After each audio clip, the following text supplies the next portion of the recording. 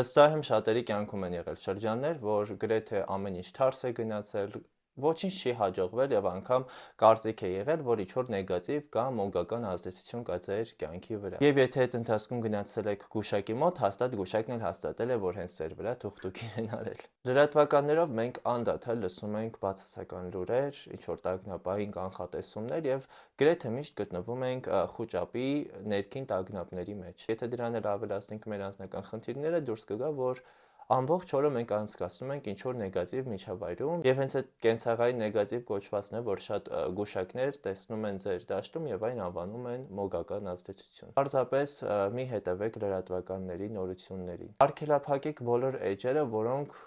տարածում են նեգատիվ լուրեր, բամբասանքներ եւ այլն։ Մի խառնվեք ուրիշի պատմություններին, թույլ մի տվեք, որ ձեզ ոչ հարազատ կամ բարեկամ մարդիկ գան եւ ձեր կյանքը լցնեն իրենց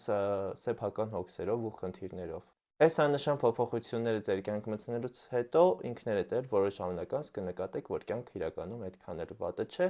պարզապես մենք ենք այն լցնում տարատեսակ նեգատիվով։